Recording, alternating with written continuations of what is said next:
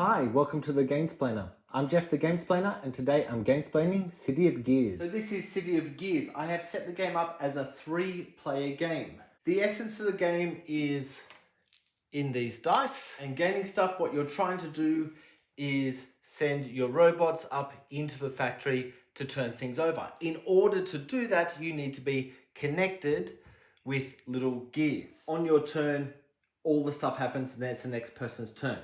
So running from the beginning, the first thing we do is we roll these 3 dice and they show something. So in this case, I've rolled 1 cloud, that's how you move, and 2 of these ones that split either a cloud or a gear. The other sides that are available is there's a gear by itself or there's the lightning bolt, otherwise known as the Zap in this game.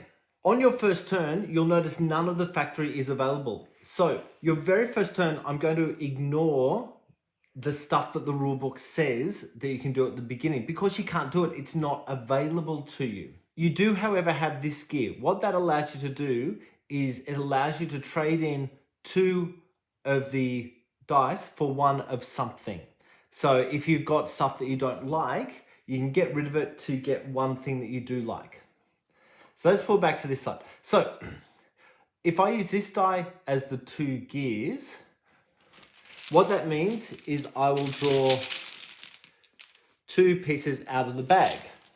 I will then choose which of these is going to go to join this area to this area, and which of these is going to go down the bottom. You'll notice the one that went down the bottom has the writing on it. The one that went up here doesn't have any writing on it. The one that goes up there would get your token to show that you have connected from here to here. The gear that comes down the bottom is a gear that is available to you to be used, and only you, to be used once per turn if you desire. Some of the gears have end game written there, and that's basically giving you points at the end of the game if you've done what is written on the gear. So you may go, oh, I'd prefer to have that one for the end game points, and that gives you something to work towards. And that one goes face down. If he happened to roll 3 gears, there's nothing to stop him pulling 3 of the tokens out of the bag. However, he is going to only be able to use 2 of them. You can only use 1 per turn there. You can only use 1 per turn down the bottom. So those 2 we use for gears. This cloud means you can move 1 area. So from here, your starting area, into the factory with 1 of the 3 available robots. Because he's moved here with a face down factory piece, he gets this, which is worth 2 points at the end of the game. We turn the factory tile over and then we place that guy on the factory tile. And that's pretty much everything he can do on the first turn. When we come around to the second turn, we'll roll these dice again, and now we have some options. So the very first thing that can happen now is you see there's some writing at the bottom of this factory tile. Because I have a guy on that factory tile, I can actually use that straight away. So all of the stuff that's written on the bottom of factory tiles, you can use now. But that's before you start using these movement dice and moving around. Which means that you can't discover another factory tile and then use the bottom. You have to have discovered it in a previous turn, or someone has to have discovered it in a previous turn. So this particular tile will allow you to destroy this icon, which is your guy. Destroying it basically means pushing them back to the start position. And by doing that, you will gain 1 lightning and 1 cog, or 1 lightning and 1 cloud, or a cog and a cloud. So for example, he might do that just to kind of keep it moving through. You are only able to keep a maximum of 1 on each of the spaces down the bottom at the end of each turn. So if you happen to have a whole bunch of these cog tokens built up, you're going to have to lose them at the end of the turn if you haven't used them yet. There is a space for 1 of each, and 1 extra space that can be for anything that you wish. This little box here is for these markers. These markers are hard to get unless you've got the right tiles, but these spots can hold absolutely as many as you like.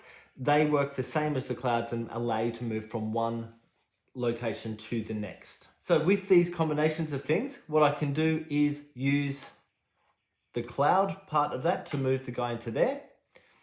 Because the guy is now in there, he's able to discover any of the tiles beside him if they are joined up with a cog. So what he may wish to do is use that one cog there to put a piece there, mark it as his own. These markings are important, by the way. And then he can use this zap to move a guy straight to there, which gets him that, flicks that tile over and puts the guy into the space. Now that there's two available, at the beginning of the next turn, so once all that's finished, we get around, roll the dice again. When you're doing your stuff, so this guy might choose to do that again to get some more tokens. If this one is not actioned, you can gain what is in the top of that tile. So in the top little gear icon. There are a whole bunch of different icons. What they mean is written on the back of your rulebook, so I won't go into them too densely, other than to say that you need to have not used the bottom part of the tile and you must be linked. You don't actually have to have a guy there. As long as you're linked, if you've used this one, you can get the thing that's in the top of that tile, which in this case is either take another gear token or reroll one of the dice. We've been through moving around. We've been through making sure the things happen on the tiles or activating the tiles. This one allowed him to move along any line. So notice you can move more than one guy if you wish, by the way. It's just a matter of what you've got rolled on your board. We've been through that die, which tells us to gain the gear links. Remembering we can only gain 2, we can't gain any more than that. 1 for the board, 1 for yourself. The other things that these Zap dice and Zap tokens can be used for is if you happen to be standing on a tile that has another robot or another connection from another player, you can use that Zap to get rid of them. So if you use one Zap, it will send that worker back to his spot. If you use 2 zaps, so the die and this, that allows you to remove that worker's connection to that tile. Once a gear is demolished, it's removed from the game, it's not returned to the bag, and the token is returned to the player. You'll notice there are 3 guys lying down here. What this is saying is at any point that you need another worker, you can get that guy into your working robots by spending 2 points.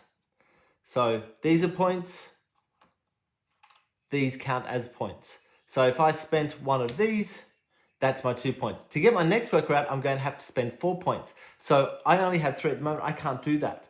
Remembering you can only do that once per turn, you can't do all of them at the same time.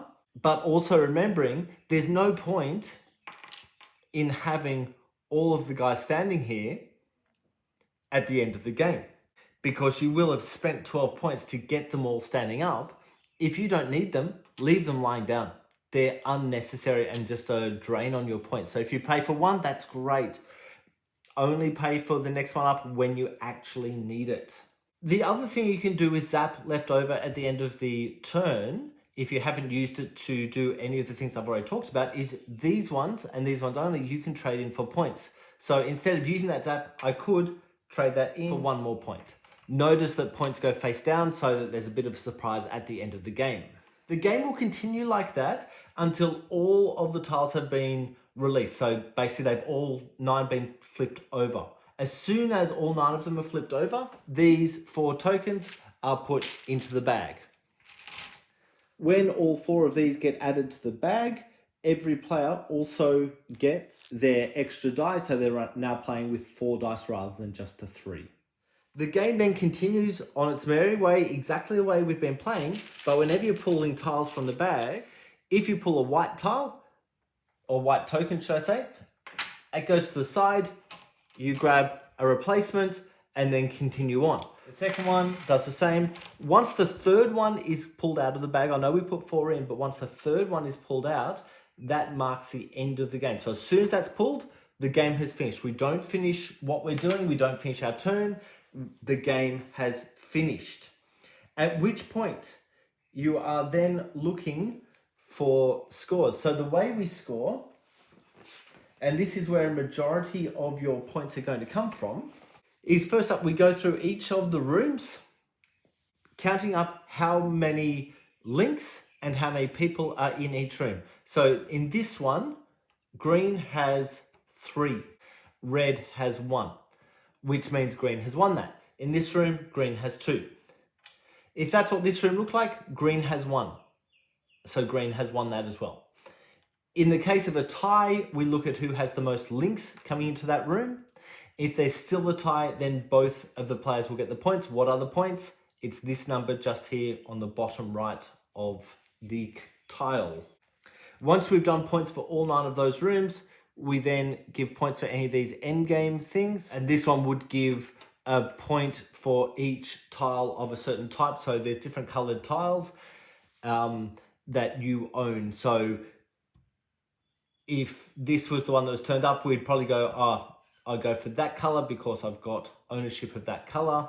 Or I could go for that color because I've also got ownership of that color. So whatever got the most of, will get you 2 points per tile that you own. That is all of the points. Whoever has most points wins. If there is still a tie, the winner is the person who owns the most city tiles. So who gained the most of these 9. Still tied, then the victory is shared. I believe that is everything that you need to know for City of Gears. Please go ahead and watch my gameplay to get a feel for how the game actually plays. If you have any comments or suggestions, please write them below. If you have any games that you would like to be gamesplained, please shoot me an email to thegamesplainer@gmail.com. Follow me on Instagram and Twitter @thegamesplainer to keep up to date with the games I'm playing. Subscribe to my videos to keep up to date with the games that I'm gamesplaining. And until next time, enjoy gaming.